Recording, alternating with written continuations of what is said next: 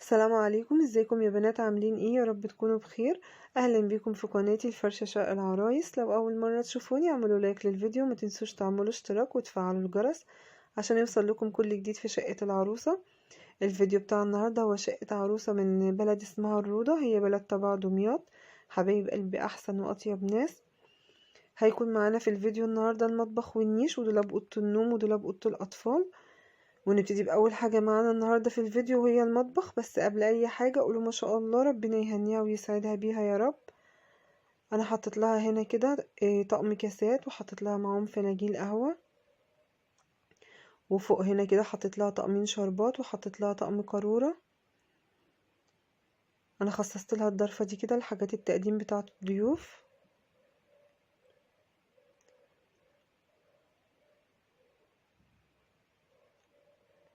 ودي الضرفة بتاعة المطبخية، حطيت لها فيها طقم عشاء كان ماركته لمونارك فرنساوي، وحطيت لها من تحت كده المجات بتاعته. هو الطقم ده كان جاي معاه مجات، وحطيت لها كوبايات عصير وكوبايات ميه.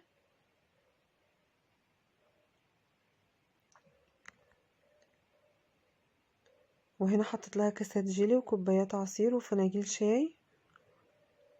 وحطيت لها هنا باقي طقم العشاء، وحطيت لها حلل كده كانت بورسلين، ما شاء الله كانت جميلة جدا، بتدخل الفرن برضو وبتدخل مايكروويف. حطيت لها هنا كده طقم مجات شاي ومجات شوربة. وهنا حطيت لها البلاستيكات بتاعتها وعلب التلاجة. حطيت لها مجات شاي ومجات شوربة، وحطيت لها هنا دوارة التوابل، وحطيت لها القطعة بتاعتها كده على الحوض. وهنا حطيت لها طقم شاي كده على ستاند والكاتل. حطيت لها المسكات السيليكون كده على ايدين البوتاجاز. حطيت لها فوق الميكروويف كده الستاند الكنك الستانلس وستاند المعالق. وفي الضرفة دي كده حطيت لها طقم شاي، وتحت هنا برضو حطيت لها طقم شربات، وتحت هنا حطيت لها طقم شربات.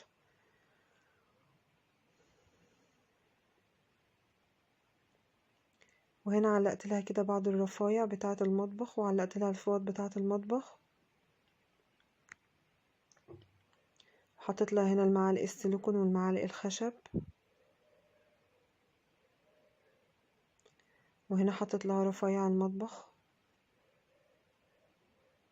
كملت لها برضو هنا باقي الرفايع.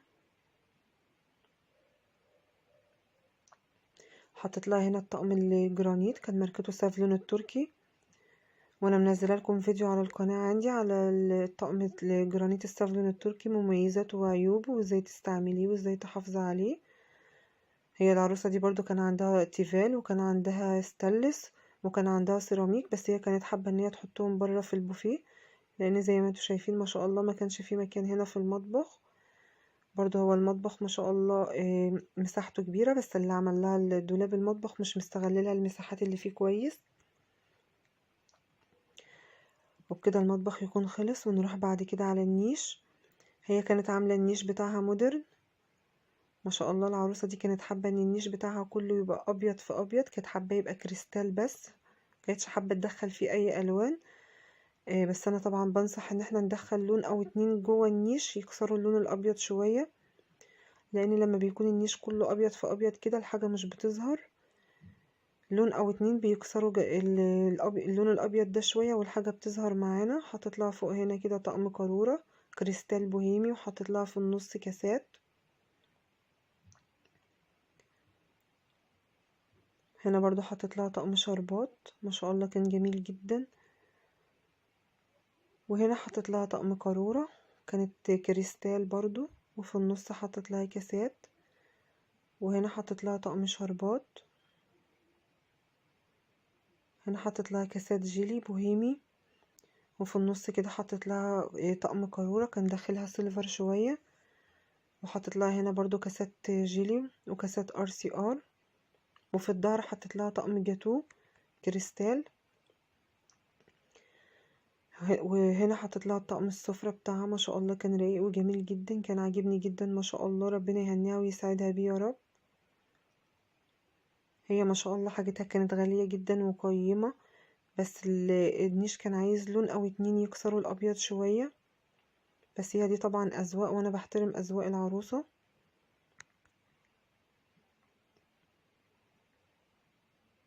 حطيت لها كده الكريستال الملون بين الفناجين وعلى الاطباق كده.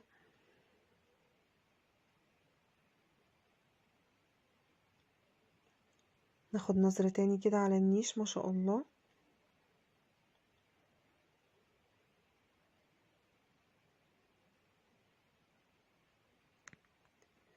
هي برضو ما كانتش جايبة في النيش طقم شاي وجاتوه، هي استكفت بس بالطقم السفرة.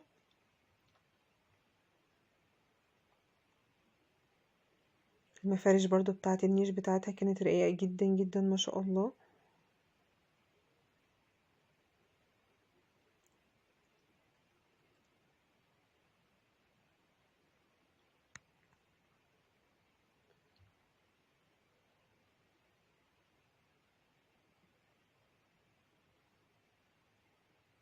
وبكده النيش يكون خلص. نروح بعد كده على دولاب اوضه النوم، نقول بسم الله الرحمن الرحيم. ده شكل الدولاب من بره.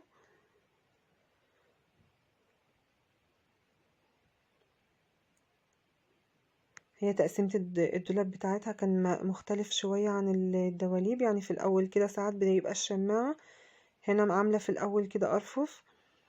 حطيت لها في أول رف هنا كده الفوط، وعملت لها تورتاية كده لونها اوف وايت في بينك، كانت جميلة جدا ما شاء الله.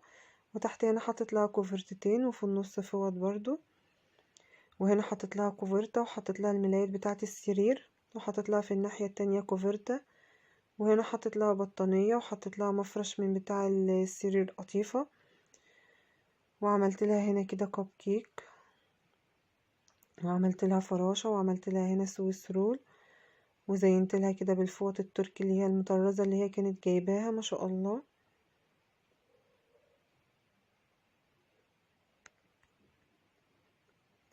كانت جايبة المفارش بتاعة الدولاب بتاعتها، كانت جميلة جدا ما شاء الله برضو.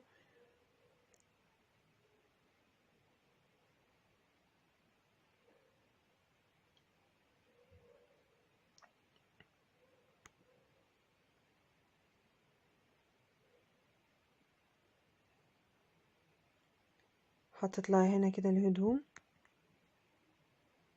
الشماعة دي انا سبتها فاضية لان العريس هيعلق عليه هدومه.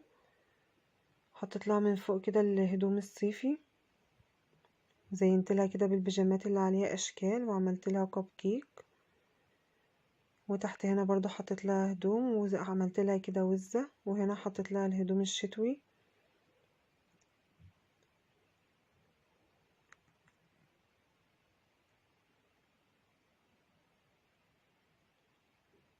ما شاء الله، ربنا يهنيها ويسعدها بيهم يا رب. هنا كملت لها برضو الهدوم الشتوي كده، وعملت لها الترنج كده كان شكل ميكي، كان جميل جدا ما شاء الله. وطبعا تحت الرف ده المفروض اللانجري، بس انتوا عارفين ان انا مش بصوره.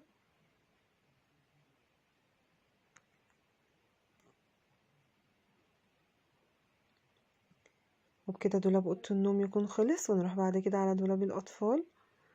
ده كده شكل الدولاب من بره. حطيت لها في اول رف فوق هنا كده مفرش بالبطانية بتاعته، والمفروض بتاع السرير الكبير. والشماعة اللي تحت دي علقت لها عليها الخروج بتاعها.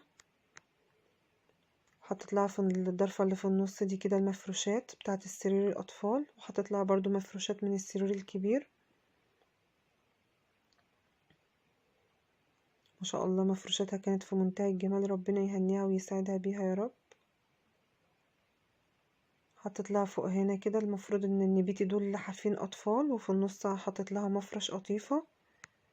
اللحافين دول كانوا جمال جدا برضو ما شاء الله. حطيت لها تحت هنا ملايات، وفي النص كوفرتة. وهنا حطيت لها اللحافين بتوع السراير الأطفال، وفي النص حطيت لها كوفرتة. وزينت لها كده بالفوط الأطفال اللي هي كانت جايباها، وعملت لها أرنوب كده وزينت لها بالفوط الأشكال اللي أنا كنت عاملاها لها. ما شاء الله، ربنا يهنيها ويسعدها بحاجتها يا رب.